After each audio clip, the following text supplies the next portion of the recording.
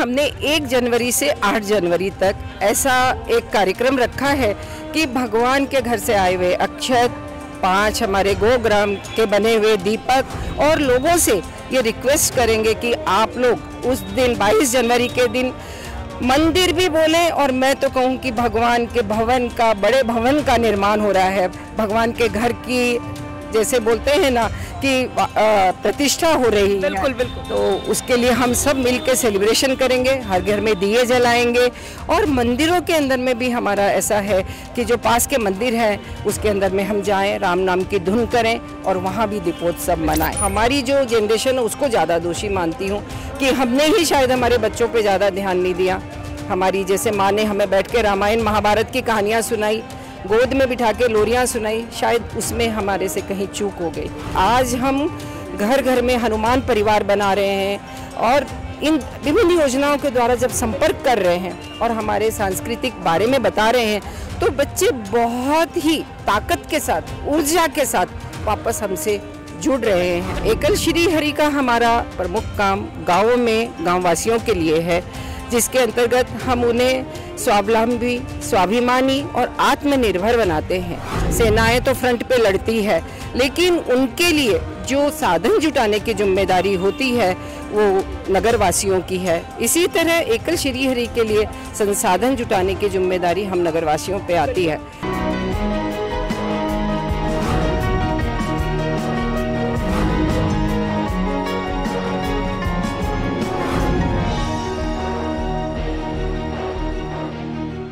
नमस्कार, एकल भारत में आप सभी का बहुत बहुत स्वागत है। मैं हूं आपके साथ सृष्टि शुक्ला। आप मेरे साथ देखना शुरू कर चुके हैं एकल भारत का स्पेशल प्रोग्राम संस्कार लाइव। और आज संस्कार लाइव में हमारे साथ एक ऐसी व्यक्तित्व जुड़ गई हैं जो एकल श्री हरि के माध्यम से लोगों को संस्कार से जोड़ने का काम कर रही हैं।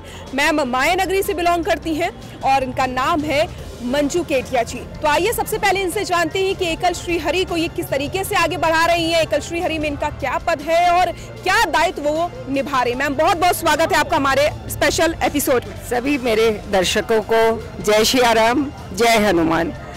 मेरा नाम जैसा बताया मंजू केडिया है और मैं मुंबई महिला समिति की उपाध्यक्ष हूँ, राष्ट्रीय रिपोर्ट समीक्षा समिति की अध्यक्षा हूँ। आपने एक प्रश्न किया मुझसे कि कैसे हम लोगों को संस्कारों के माध्यम से जोड़ रहे हैं।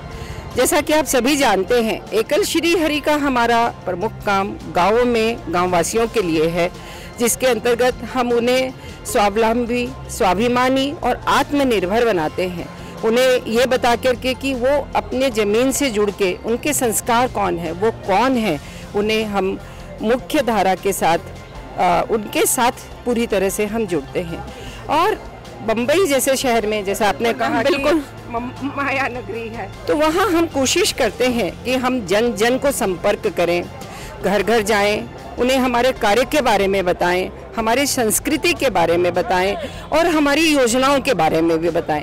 किसी भी कार्य के लिए धन संग्रह की भी बहुत ज़रूरत होती है, तो हम जन संग्रह के करके उनसे धन संग्रह भी करते हैं। कहते हैं ना, सेनाएं तो फ्रंट पे लड़ती है, लेकिन उनके लिए जो साधन जुटाने की जिम्मेदारी होती है वो नगरवासियों की है। इसी तरह एकल श्री हरि के लिए संसाधन जुटाने की जिम्मेदारी हम नगरवासियों पे आती है, और इसके लिए हम घर घर संपर्क करते हैं, हमारी योजनाएं बताते हैं और धन संग्रह भी करते हैं और जल संग्रह भी करते हैं। हमारी जो जनरेशन है उसको ज़्यादा दोषी मानती हूँ कि हमने ही शायद हमारे बच्चों पे ज़्यादा ध्यान नहीं दिया। हमारी जैसे माँ ने हमें बैठ के रामायण महाभारत की कहानियाँ सुनाई, गोद में बिठा के लोरियाँ सुनाई, शायद उसमें हमारे से कहीं चूक हो गई, हम उनको वो वातावरण दे नहीं पाए। और मेरा ऐसा मानना है कि आज हम घर घर में हनुमान परिवार बना रहे हैं और इन विभिन्न योजनाओं के द्वारा जब संपर्क कर रहे हैं और हमारे सांस्कृतिक बारे में बता रहे हैं, तो बच्चे बहुत ही ताकत के साथ, ऊर्जा के साथ वापस हमसे जुड़ रहे हैं। मैम ये बहुत ही अच्छी बात है कि आज का यूथ संस्कार से जुड़ रहा है और वो संस्कृति को, सभ्यता को पहचान रहा है कि आखिरकार उनकी जो संस्कृति है वो क्या है और वो कितनी महत्वपूर्ण है उनके लिए। लेकिन मैम जब एकल श्री हरि की हम बात करते हैं तो एक चीज़ हमारे मन में ज़रूर आती है कि राम जी की सेना चली, राम जी की ही सेना है ये पूरी, जो लोगों को उनके आराध्य से मिलाने का काम कर रही है, उनके संस्कृति से उनको जोड़ने का काम कर रही है। तो इस राम जी की सेना ने कितने बदलाव वनवासी क्षेत्रों में आए, कितने बदलाव ग्रामीण क्षेत्रों में लाए, ये मैं आपसे जानना चाहूँगी। ये आपका बहुत ही अच्छा प्रश्न है। जैसे जब हम बात करते हैं बदलाव की, तो जैसे मेरे खुद के देखते देखते जो मैं बदलाव महसूस करती हूँ, जैसे हमारे यहाँ समाज में हम देखते हैं तो एक छुआछूत की बीमारी बहुत बड़ी बीमारी है।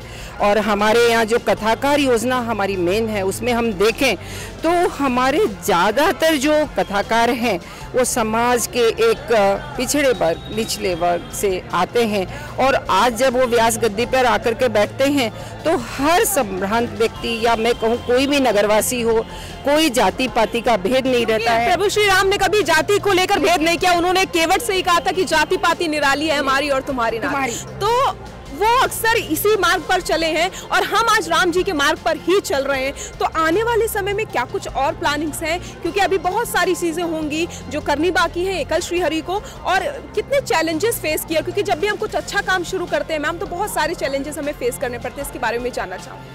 एकदम सही आपने कहा, चैलेंजेस के बिना, जैसे हमारे माननीय श्याम जी गुप्त कहते हैं कि चैलेंज जितना बड़ा होता है जीत भी उतनी ही बड़ी होती है।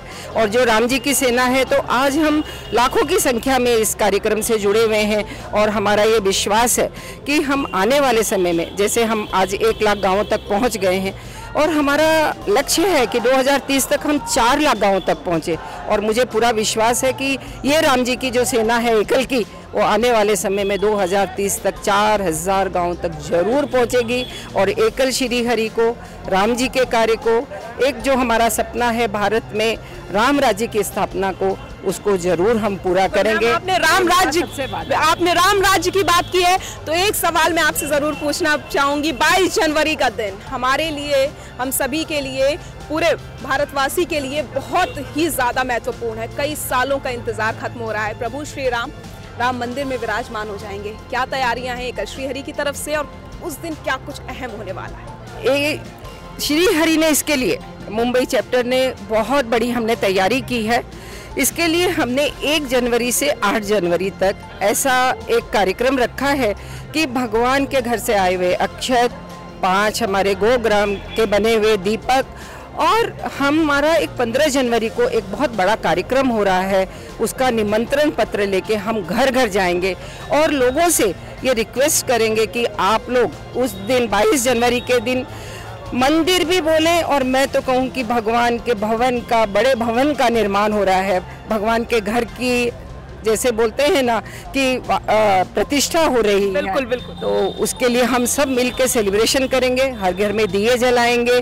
और मंदिरों के अंदर में भी हमारा ऐसा है कि जो पास के मंदिर है उसके अंदर में हम जाएं, राम नाम की धुन करें और वहाँ भी दीपोत्सव मनाएं। मैम, आपके जो प्रयास हैं, एकल श्री हरि के जो प्रयास हैं, अगर मैं इंटरव्यू में सब कुछ जानना चाहूँ तो ये मेरे लिए मुमकिन नहीं है, क्योंकि आपके जो प्रयास हैं वो बहुत ज़्यादा हैं। कई सालों से आप एकल श्री हरि से, एकल अभियान से जुड़ी हुई हैं। बहुत सारे बदलाव आपने किए, आपके प्रयासों ने किया, लोगों को जोड़ा। लेकिन एक महिला होने के नाते मैं आपसे ये सवाल करना चाहूँगी कि जब आप महिलाओं को जोड़ने के लिए वनवासी क्षेत्र में जाती हैं, ग्रामीण क्षेत्र में जाती हैं, तो कितना बड़ा चैलेंज फेस करना पड़ता है, और आज कितनी महिलाओं में बदलाव आया है एकल श्री हरि के माध्यम से या फिर एकल अभियान के माध्यम से? सच पूछूं तो जैसे आपने पूछा कि आपको गाँव में क्या चैलेंज फील करना पड़ता है, तो मुझे ऐसा लगता है कि आज परिस्थितियाँ बहुत ही बदल गई है।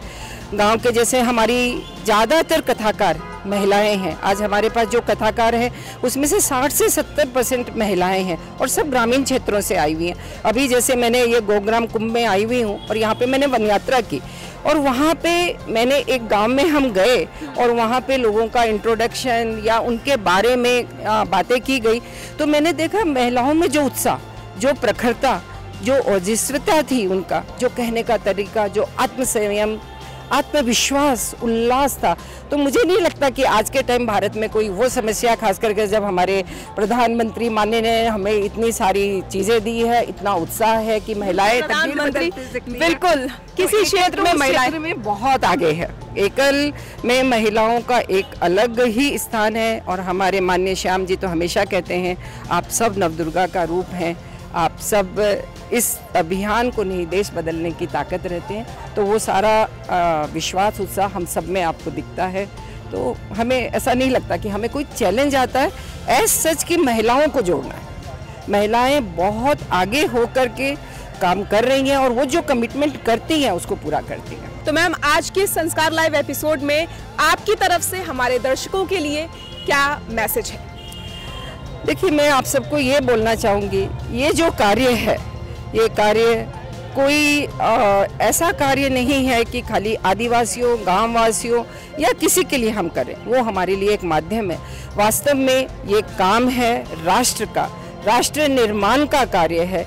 इसके लिए मैं कहूँगी आप लोग सब आगे आएँ, थोड़ा थोड़ा समय दें, राष्ट्र चिंतन करें, राष्ट्र के गौरव को बढ़ाएं और इस महान पुण्य कार्य में सभी लोग शामिल हों। मैं बहुत बहुत धन्यवाद अपना समय देने के लिए और हमारे दर्शकों को ये बताने के लिए कि एकल श्री हरि किस तरीके से प्रयास कर रहा है और जो आज का यूथ है, जो हमारी नारी शक्ति है या फिर वनवासी क्षेत्र के लोग हैं, सुदूर क्षेत्र के लोग हैं, वहाँ पर किस तरीके से संस्कारों को पहुँचाने का काम किया जा रहा है। सबसे अहम बात यह है एकल श्री हरि की कि एकल श्री हरि के माध्यम से ही भगवान श्री राम दरबार लेकर के एक रथ निकाला जाता है, जिस रथ में भगवान राम मौजूद होते हैं, उनका पूरा परिवार मौजूद होता है। राम दरबार वनवासी क्षेत्रों में जाकर आराध्य को उनके वनवासी क्षेत्र के जो लोग हैं उनसे मिलवाता है। तो कहीं ना कहीं एकल श्री हरि के जो प्रयास हैं वो सराहनीय है और इसी तरीके से एकल श्री हरि मेहनत करके लोगों को संस्कार से जोड़ने का काम कर रहा है, क्योंकि संस्कृति, सभ्यता और संस्कार ही तो है एकल अभियान।